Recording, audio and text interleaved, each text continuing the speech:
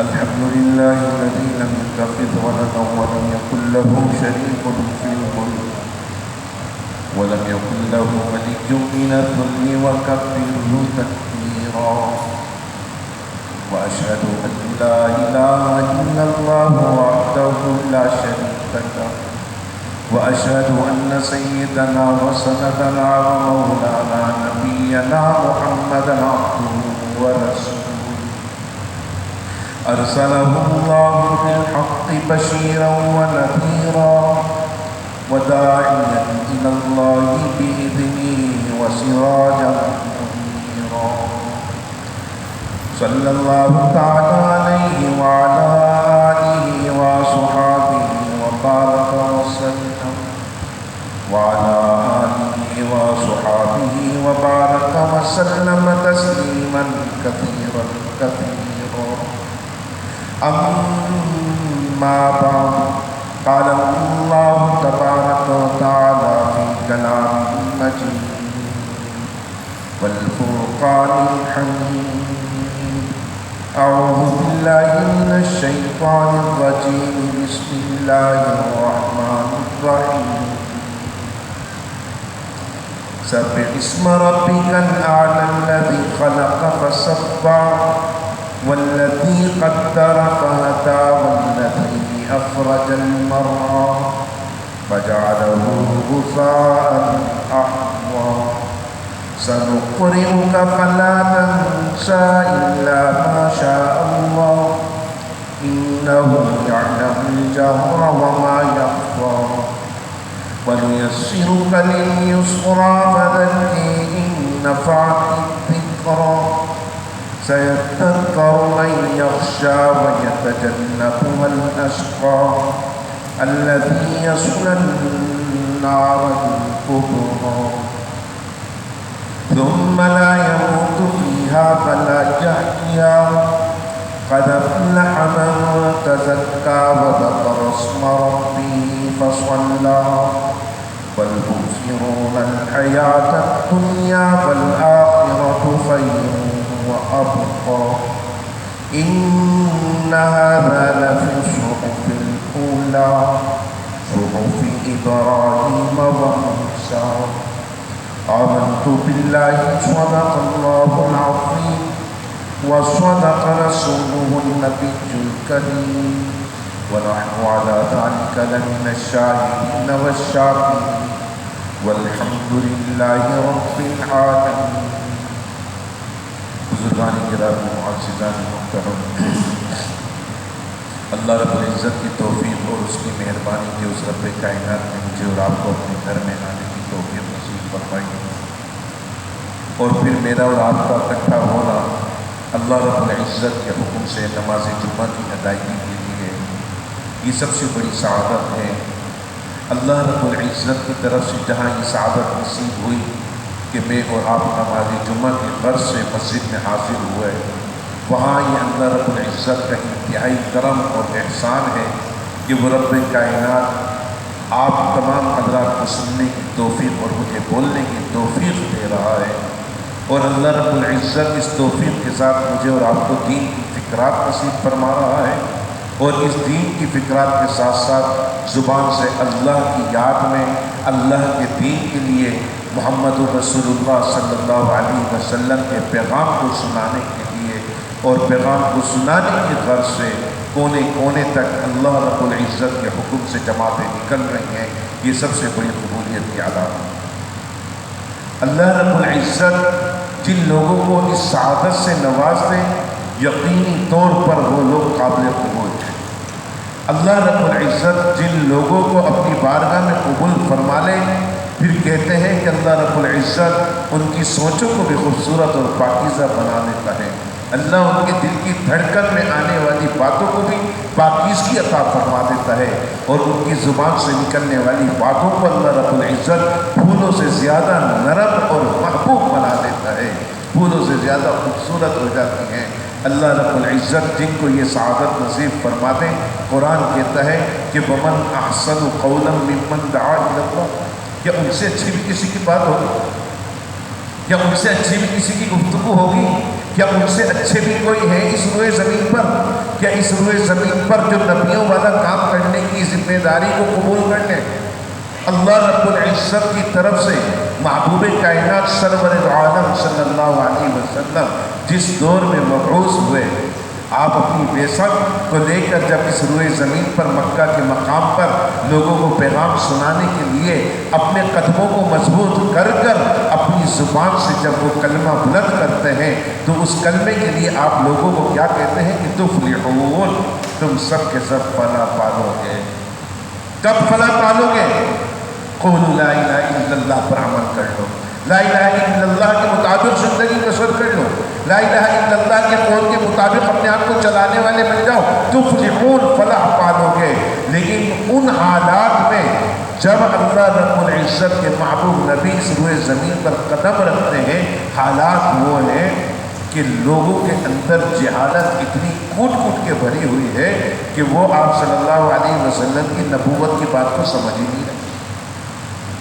آپ صلی اللہ علیہ وسلم مکہ کے لوگوں کو جب دیکھتے اور مکہ کے لوگوں کے سامنے اپنے کردار کو پیش کرتے، اپنے کردار کے ساتھ اپنے معاملات کو پیش کرتے، تو سارے کے سارے آپ کے کردار کی خوبصورتی کے بارے میں گواہی دیتے، آپ کی دیانت داری، آپ کی اچھائی، آپ کی گفتار، ہر چیز کے بارے میں گواہی دیتے۔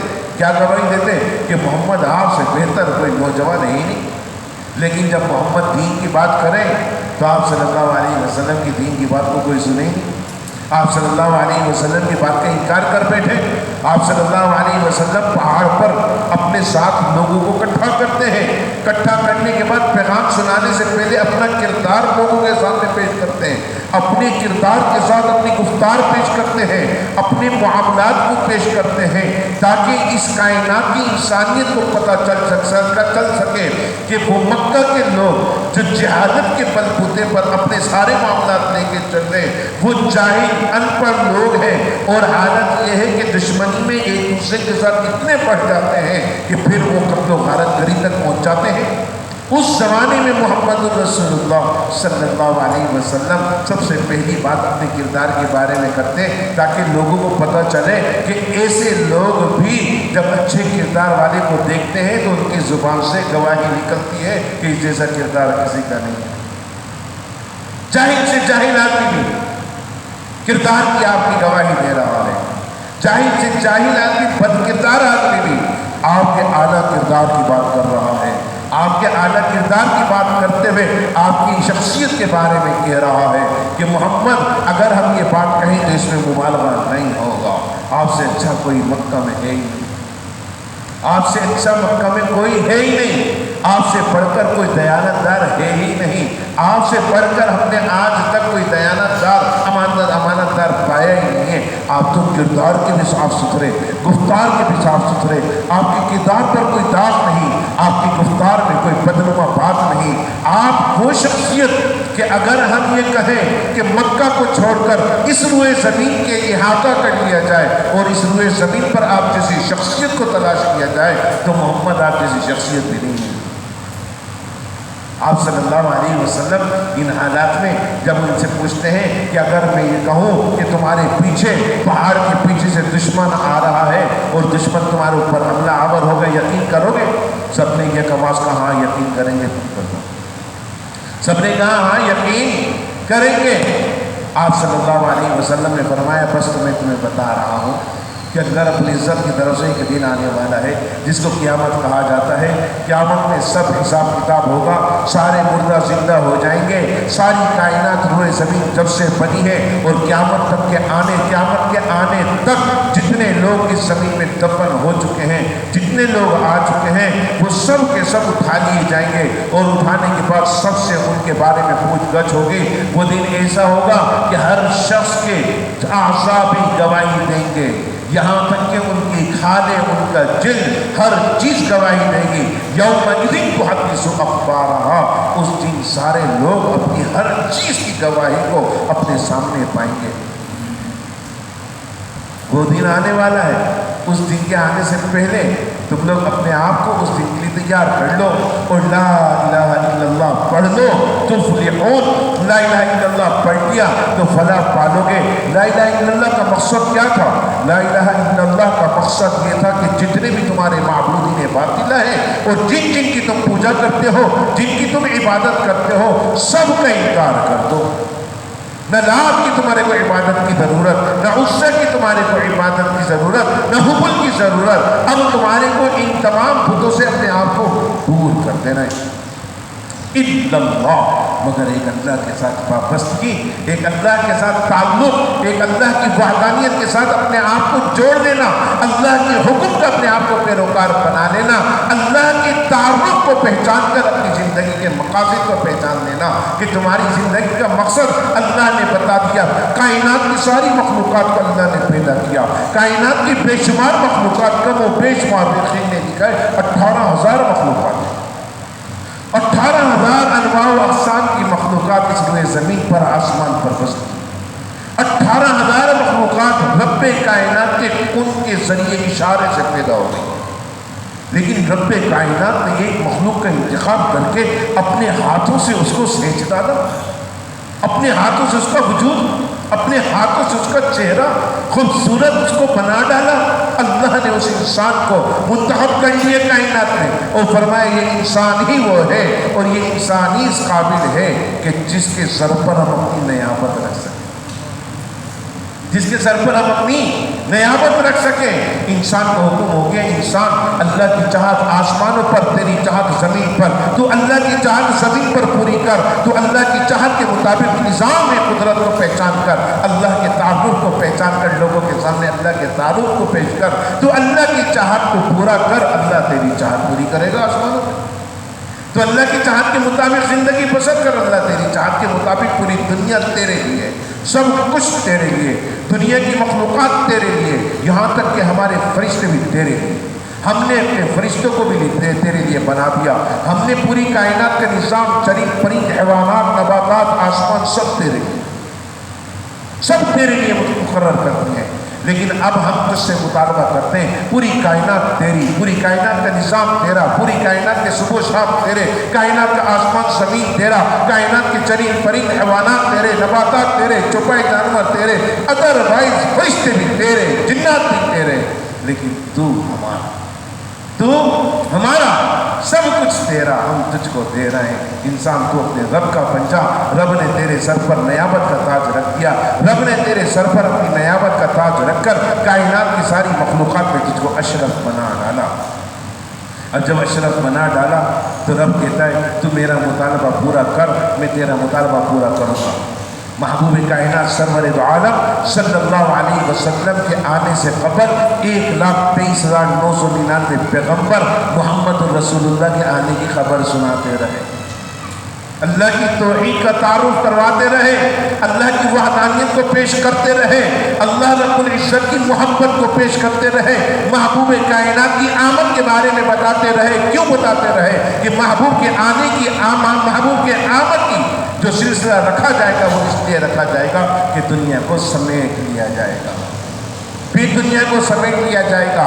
جتنے پیغمبر اب تک آئے صرف اپنے اپنے علاقوں تک محدود رہے، ان کی تعلیمات، ان کی نبوت، ان کی رسالت، ان کی شریعت اپنے اپنے علاقوں تک محفوظ رہی، لیکن محبوب کائنات کو ہم ایک ایسی عالمگیر شریعت عطا فرما رہے ہیں جو پورے عالم کے لیے ہوگی، زمین والوں کے لیے ہوگی، آسمان والوں کے لیے ہوگی۔ اللہ رب العزت کی طرف سے چرند پرند حیوانات سب کے لیے آپ کی اللہ رب العزت کی طرف سے نبوت ہوگی۔ کیوں؟ کہ آپ کو اللہ رب العزت ارسلنا کا رحمت للعالمین بنا کر بھیجا۔ اب اگر کوئی کہے کہ چرند پرند حیوانات کے لیے کیسے، حدیث میں آتا ہے آپ صلی اللہ علیہ وسلم ایک مرتبہ قافلے کے ساتھ جا رہے تھے، ایک چڑیا آپ صلی اللہ علیہ وسلم کے سامنے اپنے پر بچھا کر تڑپنے لگی، چیخنے لگی، چہچہانے لگی۔ آپ صلی اللہ علیہ وسلم نے صحابہ کرام کو روک دیا، وہ صحابہ کرام کو روکنے کے بعد فرمایا ذرا دیکھو اس کا مالک کون ہے، کس شخص نے اس کو تکلیف پہنچائی ہے، یہ مجھ سے مطالبہ کر رہی ہے۔ آپ صلی اللہ علیہ وسلم کے سامنے صحابہ کرام نے عرض کیا حضور ہمیں تو نہیں پتا۔ فرمایا دیکھو آس پاس میں کون ہے، تو پتہ چلا ایک شخص جنگل میں उस चिड़िया के बच्चे को पकड़ के ले जा रहा था, और वो जा रहा था इसलिए इस नियत से ले जा रहा था उसको कि इसको पका कर खाऊंगा। आप सल्लल्लाहु अलैहि वसल्लम ने उसको बुलवाया और फरमाया कि नन्ही सी चिड़िया को तो तकलीफ दे रहा है, इसकी माँ का तड़प ना देख। वो चिड़िया आप सल्लल्लाहु अलैहि वसल्लम के कदमों के सामने पर फैलाई हुई थी और फड़फड़ा रही थी। आप सल्लल्लाहु अलैहि वसल्लम ने उसे चिड़िया का बच्चा लिया और उस चिड़िया के सामने किया। हदीस में आता है वो चिड़िया आप सल्लल्लाहु अलैहि वसल्लम की तरफ चहचहाती हुई इस तरह नज़रों से देख रही थी जैसे आपके लिए दुआएं कर रही हो और तशक्कुर के अंदाज में आपका शुक्रिया अदा कर रही हो। दोस्तों, ये थे आप सल्लल्लाहु अलैहि वसल्लम की शख्सियत। और आप सल्लल्लाहु अलैहि वसल्लम अपनी शख्सियत के हवाले से, अपने किरदार के हवाले से पूरी रूए ज़मीन में आप जैसी शख्सियत ही कोई नहीं। अल्लाह रब्बुल इज़्ज़त ने 1,23,999 पैगम्बरों को आपके तारुफ करवाने के लिए पेश किया। और आप सल्लल्लाहु अलैहि वसल्लम जब 1,23,999 पैगम्बरों के बाद आते हैं तो बताइए क्या पैगम्बरों का काम खत्म करने के लिए आए? आप सल्लल्लाहु अलैहि वसल्लम क़यामत तक पैगम्बरों के कामों को जारी रखने के लिए आए। आप सल्लल्लाहु अलैहि वसल्लम की शख्सियत तमाम आलम के लिए वो मायानाज़ शख्सियत बनी, वो आलमगीरी शख्सियत अल्लाह रब्बुल इज़्ज़त की तरफ से बनाई गई कि अल्लाह रब्बुल इज़्ज़त ने कायनात के निज़ाम को आपकी शरीयत का पाबंद बना दिया। और आप सल्लल्लाहु अलैहि वसल्लम को एक ऐसी अकमल और कामिल शरीयत अता की गई कि जिस शरीयत के पैरोकार में और आप बने। आप सल्लल्लाहु अलैहि वसल्लम को फरमाया कायनात के रसूलों की रिसालत का ताज आपको, तो कायनात के रसूलों की और नबियों की उम्मत का ताज आपकी उम्मत के लोगों को। नबियों का सिलसिला आपकी आमद पर मौकूफ कर दिया गया, ख़त्म कर दिया गया, मोहर लगा दी गई। आखिरी नबी आपको बनाकर भेज दिया गया, आपकी उम्मत को आखिरी उम्मत बनाकर भेज दिया। तो अब हमारा ये फैसला है कि क़यामत तक आने वाली उम्मत आपकी जो भी होगी वो नबियों के काम को आगे लेके चलेगी। नबियों के काम को लेके आगे कौन चलेगा? मैं और आप चलेंगे, उम्मत मुहम्मदिया चलेगी। मेरा और आपका फर्ज है कि मैं और आप अल्लाह के दीन का पैगाम सुनाते रहें और मैं और आप इस सिलसिलतुस्सहब की लड़ी को कायम व दायम रखें।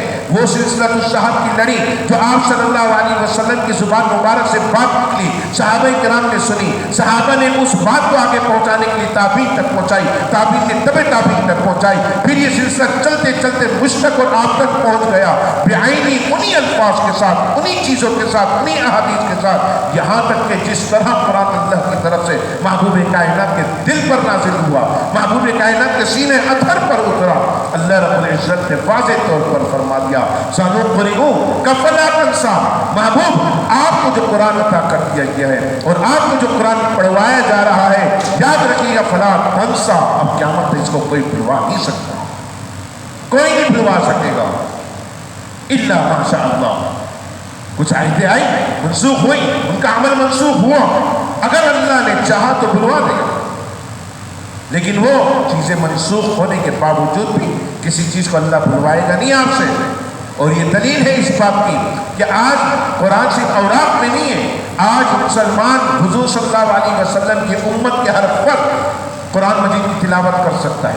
और जिनको अल्लाह रब्बुल इज़्ज़त ने इस चीज़ के लिए कबूल किया, उनकी ज़ुबानों में कुरान की तिलावत को ऐसा कर दिया कि वो बग़ैर देखे अपने सीने में कुरान को महफूज करते हैं और मुझे और आपको कुरान सुनाते चले जाते हैं, वो हाफिज़ बन जाते हैं।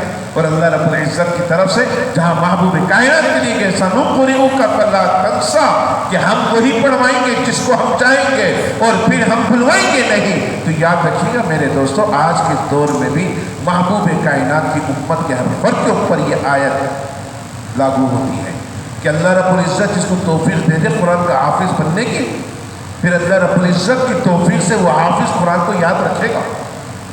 लेकिन जो हाफिज़ कदरदान नहीं होगा, जो हाफिज़ कुरान का हक अदा नहीं करेगा, जो हाफिज़ कुरान के मुताबिक ज़िंदगी बसर नहीं करेगा, इसी तरह आने की ये बात है, उससे कुरान छीन लिया जाएगा।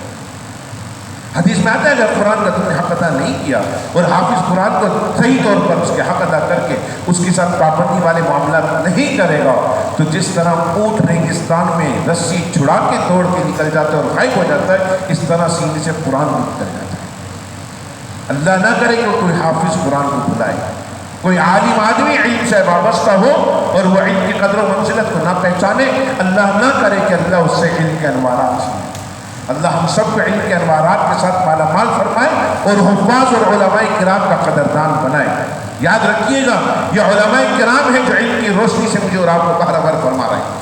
یہ علماء کرام ہیں جو آج حضور صلی اللہ علیہ وسلم کی صحیح احادیث کو لے کر قرآن کے صحیح الفاظ کو پڑھا کر اس دین کو زندہ رکھے ہوئے ہیں۔ صحابہ کرام کی اس امانت کو زندہ رکھے ہوئے ہیں۔ صحابہ کرام نے جو احادیث آپ صلی اللہ علیہ وسلم سے سنی ان احادیث کو آج سنانے والے علماء کرام موجود ہیں۔ یہ ہمارے لیے ہمارے سر کا تاج ہے۔ یہ آج ہمیں یہ ساری چیزیں بتلا رہے ہیں۔ میں تو ایک اتنا درجے کا طالب علم ہوں۔ میرے محترم دوستوں میں آپ کے سامنے عرض کر رہا تھا کہ اللہ رب العزت نے فرمایا سنقرئک فلا تنسى الا ما شاء اللہ انہ یعلم الجہر وما یخفی۔ جو کچھ تم ظاہری طور پر کرتے ہو یا جو مخفی رکھتے ہو، یاد رکھنا اللہ ان سب کو باتوں کو جانتا ہے۔ کون ہے جو دین سے محبت کرنے والا ہے؟ کون ہے جو دین سے نفرت کرنے والا ہے؟ کون ہے جو دین سے لگاؤ رکھنے والا ہے؟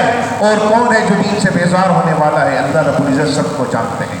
کون ہے قدردان اور کون ہے ناقدرہ؟ اللہ رب العزت کو خود جانتے ہیں۔ وَهُوَ اللَّطِيفُ الْخَبِيرُ، وہ بڑا باریک بین باخبر ہے ہر چیز سے۔ اللہ کی ذات وحدہ لا شریک ہے، باریک بین ہے، باخبر ہے۔ اللہ رب العزت میرے اور آپ کی ارادوں کو بھی بھانپتا ہے۔ اللہ رب العزت میری اور آپ کی سوچوں کو بھی بھانپتا ہے۔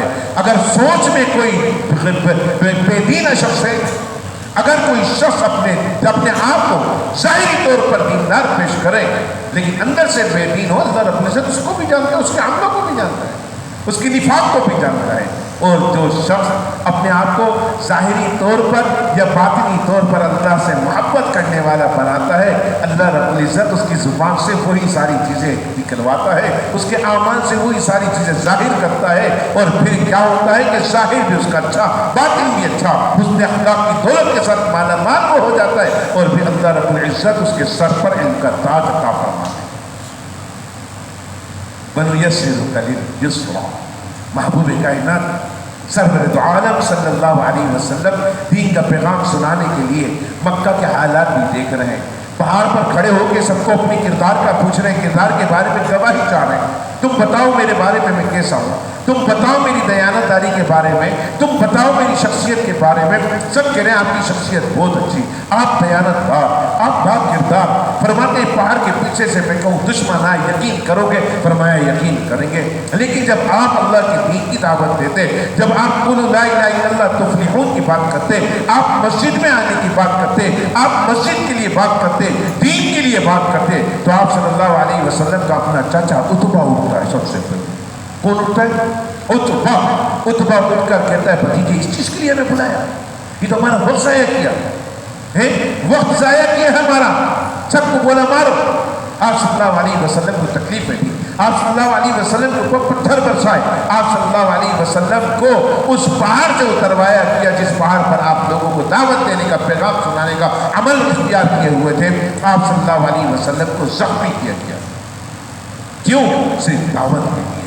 آپ صلی اللہ علیہ وسلم کے اس دعوتی کام کے لیے اللہ رب العزت نے جس کام کو پسند فرمایا، جس کام کے لیے اللہ رب العزت نے میرا اور آپ کا انتخاب کیا، جس کام کو اللہ رب العزت نے قیامت تک زندہ رکھنے کے لیے میرا اور آپ کا انتخاب کر لیا ہے، اس کام کے لیے اللہ رب العزت کے محبوب نبی جب زخمی ہوتے ہیں تو آسمان سے فرشتے کو بھیجتے ہیں، پھر فرماتے ہیں میرے محبوب سے کہو جو آپ کو تکلیف پہنچانے والے لوگ ہیں، اگر آپ اشارہ کریں تو ان لوگوں کو سب کو پلیامٹ کر دیا جائے، پہاڑوں کو درمیان میں ملا دیا جائے اور ان سب کو پہاڑوں کے درمیان میں کچومر ان کا نکال دیا۔ محبوب کائنات سرور دو عالم صلی اللہ علیہ وسلم فرماتے ہیں نہیں اللہ نہیں، جبریل جا کے اللہ سے کہو آج یہ نہ سمجھ ہے کل سمجھ جائیں گے، آج میری مخالفت کر رہے ہیں نا، آج میرے برا بھلا کہہ رہے ہیں، کل اللہ رب العزت ان سے دین کا کام لے گا۔ آج میرے کو یہاں پر بیٹھنے سے منع کیا جا رہا ہے، آج میرے کو پہاڑ پر دعوت دینے سے روکا جا رہا ہے، آج میرے پیغام کو یہ لوگ اگنور کر رہے ہیں، آج میرے پیغام کو سن نہیں رہے، آج میرے پیغام کو یہ برا بھلا کہہ رہے ہیں، کل یہی لوگ ہوں گے جو میرے پیغام پر لبیک کہیں گے، کل یہی لوگ ہوں گے میرے پیغام کو آگے پہنچائیں گے، کل یہی لوگ ہوں گے میرے پیغام کو لے کر چلیں گے، اور قیامت تک آنے والی انسانیت کے لیے میرا پیغام ہدایت کا ذریعہ بنے گا، یہ ہدایت کا ذریعہ بنے گا۔ اللہ رب العزت نے فرما دیا محبوب کائنات فکر نہ کیجئے، محبوب کائنات فکر نہ کیجئے، وَسَنُيَسِّرُهُ لِلْيُسْرَى، ہم تمہارے اوپر اس تنگی اور پریشانی والے معاملات کو اور اس دعوت والے کام کو آسان بنا دیں گے۔ تمہارے اس دعوت والے کام کو جو تمہارے اوپر مشکلات آئی ہوئی ہے، بیٹا دیکھو بچہ گر نہ جائے، اس دعوت والے کام کو تمہارے اوپر آسان کر دیا جائے گا، تمہاری ساری پریشانیاں دور کر دی جائیں گی۔ قدم اٹھاؤ اللہ رب العزت کی طرف سے، یاد رکھنا فذکر، لوگوں کو دعوت دیتے رہو، فذکر، لوگوں کو دعوت دیتے رہو، لوگوں کو پیغام سے میری طرف توجہ رکھے، توجہ میری طرف رکھے، وہ کچھ بھی ہو رہا ہے پرواہ نہیں، واقعے سے واقعہ نکلتا ہے، کیا کروں، مدرس آدمی ہونا، اور پھر مفتی کا چہرہ سجا ہوا ہے، باتوں سے باتیں نکلتی ہیں۔ امام احمد ابن حنبل رحمۃ اللہ علیہ بیان کر رہے ہیں، ہاں لوگوں نے دیکھا امام احمد ابن حنبل رحمۃ اللہ علیہ کا چہرہ زرد ہوتا جا رہا ہے، درس دے رہے ہیں مسجد نبوی میں، چہرہ زرد ہوئے جا رہا ہے، زرد ہوئے جا رہا ہے، وقت گزرے جا رہا ہے، چہرہ زرد، گھنٹہ گزر گیا، 1.5 گھنٹہ گزر گیا، درس ختم ہوا، طلبہ نے کہا حضرت آپ کے چہرے کی رنگت کے کیا عالم، کیا ہو گیا؟ تو انہوں نے کہا ذرا میرے پیٹھ کے پیچھے دیکھو کیا ہے۔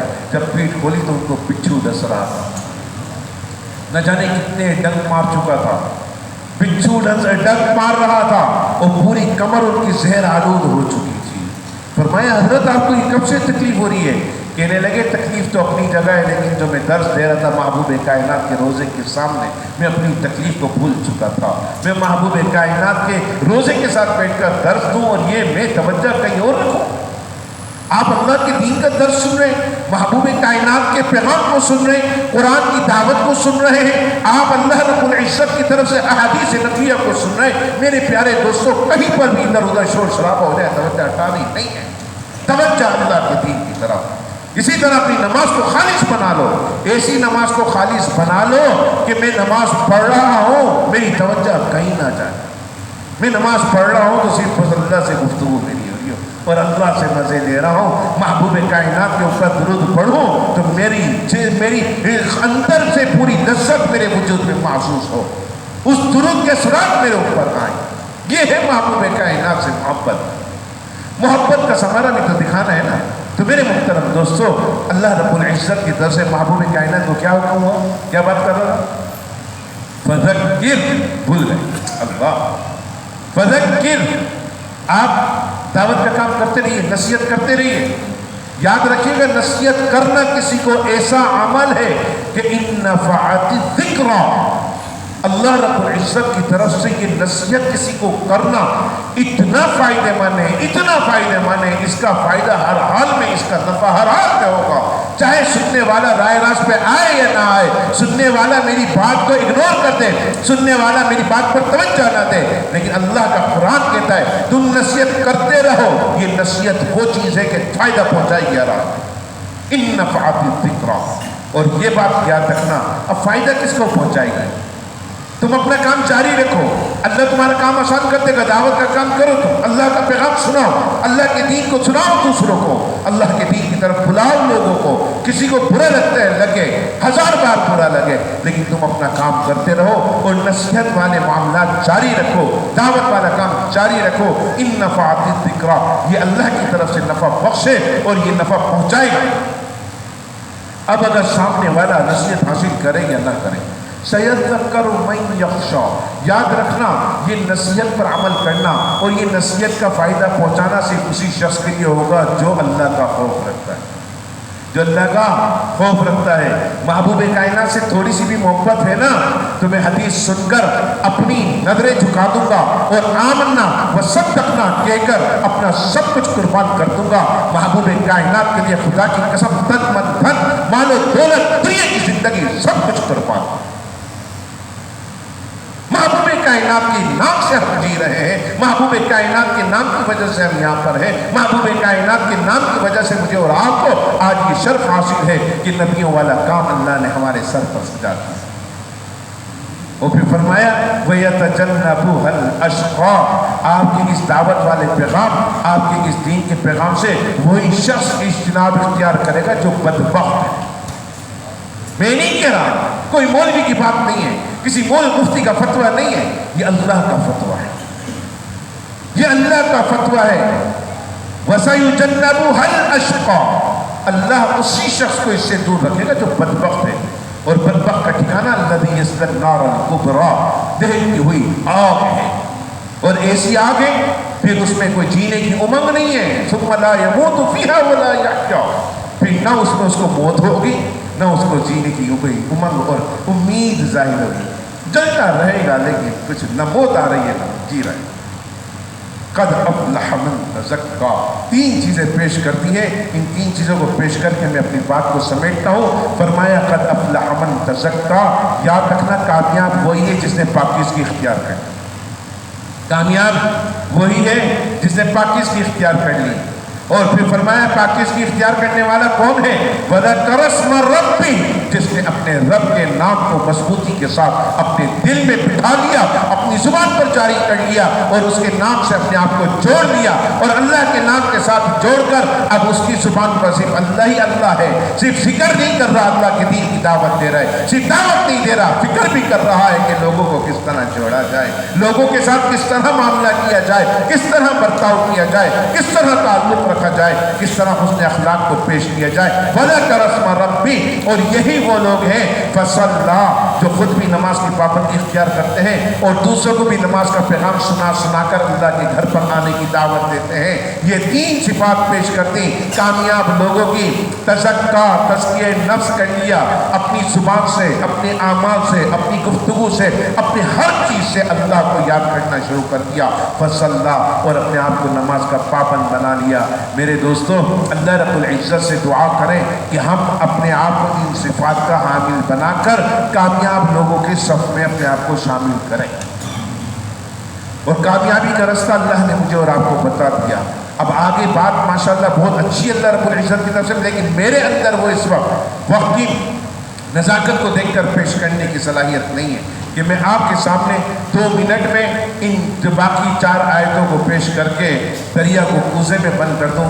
یہ انشاءاللہ زندگی بخیر اگلے جمعے پیش کروں گا۔ قد افلح من تزکا سے وہ 3 صفات جو اللہ تعالیٰ نے پیش کی ہے فلاح پانے والوں کی، پھر ان 3 صفات کے ساتھ آگے 4 صفات شاہ ولی اللہ محدث دہلوی نے اس پر بڑی روشنی ڈالی ہے، اور پھر میرے اور آپ کے سامنے امام قرطبی اور ابن کثیر میں اس کی بڑی وضاحت آپ کی انشاءاللہ زندگی بخیر اگلے جمعے کو پیش کروں گا۔ اللہ ہم سب کو عمل کی توفیق عطا فرمائیں۔ آپ تمام حضرات کو پیغام سنانا تھا کہ ماشاءاللہ مسجد میں سال کی جماعت آئی ہوئی ہے۔ وہ حضرات جو ابھی اجتماع سے پرائیویٹ اجتماع سے نکلے ہیں اور یہ مالاکنڈ سے آئے، مالاکنڈ کی جماعت ہے ماشاءاللہ، اللہ رب العزت کے راستے میں اپنے گھر بار، اپنے کام دھندا کاروبار سب کچھ چھوڑ کر اللہ کے محبوب نبی کی امت کی فکرات میں 1 سال کے لیے نکلے ہوئے۔ آپ تمام حضرات دعا کریں کہ اللہ تعالیٰ ان کے اٹھتے ہوئے ہر قدم پر ان کو اجر عطا فرمائے۔ اللہ رب العزت ان کا نکلنا قبول و مقبول فرمائے، ان کے پیچھے ان کے گھر بار کی، ان کے کام کاج کی اللہ حفاظت فرمائے، اور جس جگہ پر جس مقام پر جائیں اللہ کرے ان کو اللہ کے وہ مخلص اور نیکوکار بندے ملیں جو ان کے پیغام کو، دعوت کے پیغام کو، ان کی باتوں کو سن کر آمنا و صدقنا تو کہیں گے، اللہ ان کو عمل کی بھی توفیق عطا فرمائے۔ اللہ ہم سب کا حامی و ناصر ہو۔ اللہ رب العزت ہم سب کو ایک دوسرے کے حق میں بہتری کی توفیق نصیب فرمائے، ایک دوسرے کا ہمدرد بنائیں، اور بالخصوص آپ لوگوں سے کہوں گا کہ اپنی دعاؤں میں فلسطین اور غزہ کے لوگوں کو خصوصیت کے ساتھ یاد رکھیں۔ اللہ رب العزت ہمارے قبلہ اول کی حفاظت فرمائے، حرمین شریفین کی حفاظت فرمائے، مسلمانان عالم کی حفاظت فرمائے، اور اللہ رب العزت مجھے اور آپ کو ایک دوسرے کے لیے مخلص بناتے ہوئے حضور صلی اللہ علیہ وسلم کا سچا عاشق بنا دے۔ وآخر دعوانا الحمدللہ رب العالمین۔